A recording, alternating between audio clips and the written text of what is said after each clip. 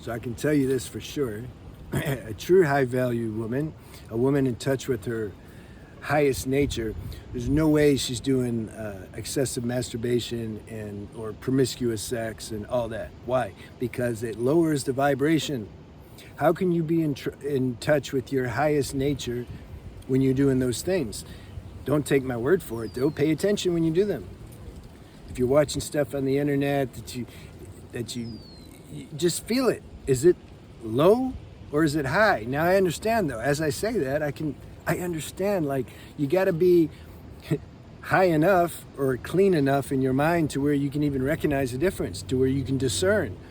Because if you'd asked me back in the day, I'd say, no, man, like, I enjoy watching this stuff. Like, I get it. It's like fun. But I didn't realize I was getting a dopamine hit from doing that. In the dopamine, it's like doing a drug, very hardcore drug. Some do it all the time. In the internet nowadays, it's like, Jesus, that's the ultimate dopamine drug. It's like hard to recognize it's a drug unless you have the contrast. Like if you go out into the Amazon or the Himalayas and just stay there for a month and you don't have any of that stuff, then you can have the contrast. You can experience like, whoa. Because you start to get deconditioned and deprogrammed. So then you look back and you can remember and see like, oh yeah, this is actually a big difference. And then when you go back and if you fall into those habits again, it's like you have some comparison table then. You're like, this sucks. Like my vibration's lower. Like I want it to be higher. So I'm talking to those who already know the difference. If they don't know the difference, then you either won't be watching this or you'll leave me some stupid comment and tell me I don't know like what I'm saying. That's cool. I already expect that. So those who do know the difference,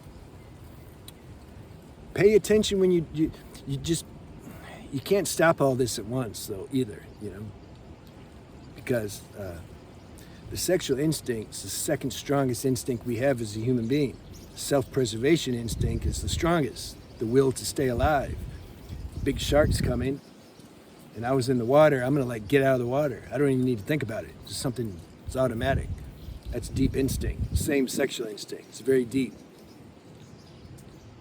So then the mind finds out at some point it can use the sexual instinct as a way to escape one's inner turmoil or discomfort via watching porn or via masturbation or getting attention or validation from guys or having promiscuous sex or having wild sex and sexual fantasies. All those are great escape mechanisms, but they weaken your mind and dull your consciousness, which means then you don't have access to your higher nature, which is the only thing that's ever going to give you true contentment.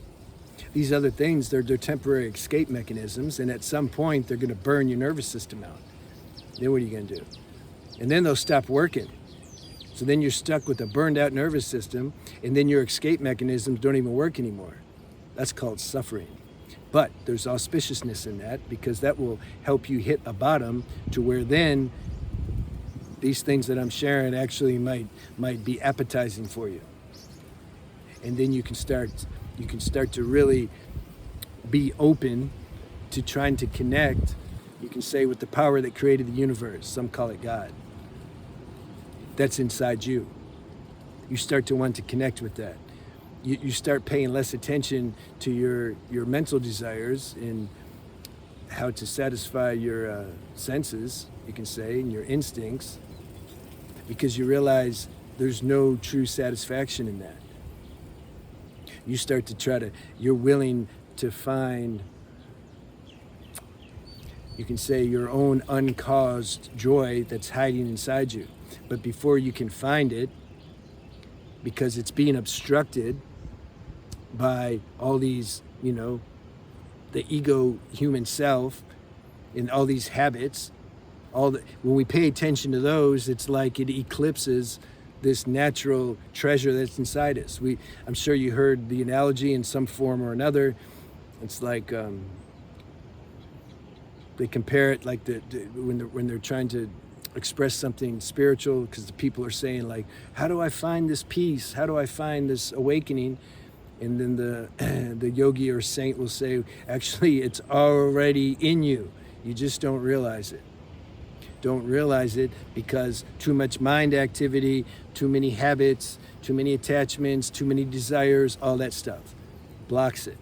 That's why I made the other channel Transcending Shadows. It's more of a practical lifestyle habit sharing about diet, about company, good environment, etc. Because that helps give you the power to step over these, you can say, instinctual urges that we have as humans, but that keep us small and stuck and just in the lower version of ourselves. So we need power to come out of that. Hence, when we it's the point of the video, conserving our sexual energy is one of the most powerful ways we can access our power. Sexual energy is super potent. It's like the most powerful energy the body makes. And then the Ojas, which is the subtle essence of this energy, the Ojas creates the whole body and sustains it. It's like this. Ayurveda says it needs 40 drops of blood to make 1 drop of Ojas. So it's like this. When you eat your food, you drink, whatever, this is the process.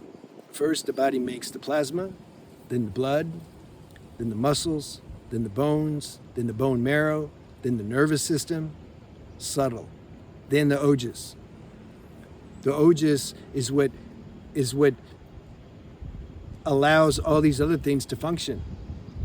When your Ojas tank gets full, then the body will send this runoff Ojas to help heal other things and the issues that you have in your body. And this energy from the Ojas, or the Ojas, will start to awaken certain channels inside you that have been closed. It'll start to cause certain secretions that are like locked in your glands, like pineal gland, for example. All of a sudden, those things will start to open and flow. Then you'll get what some call downloads or realizations about how life works. Your wisdom will kick in. Your intuition will be sharp. This is what this will give you. A woman doesn't get a get out of jail free card because she's a woman. Because this is what some women think. They say, well, I can masturbate and have sex. It doesn't matter. I'm not a guy. I don't have semen. You have Ojas. Every human being has Ojas. Ojas gets burnt up via too much dopamine stimulation, which can definitely happen through masturbation, looking at things on the internet, or too much sex. So you got to find your rhythm, though. I'm not saying like you can't just renounce everything overnight. Find your way. Progress, not perfection. And here's what I really want to say. If you're feeling my message, I'm glad I said this at the end. Yeah. Go see my other channel, Beyond the Alchemy, semen retention for guys. But the same principles and everything applies. Because I'm not going to be able to, I have like 300 videos there. I can't make another 300 and just say for the girl, for this channel. It's the same principles though. And you can look at the playlists. You can see I have playlists on edging. I have playlists on, you can say, the benefits of preserving the energy.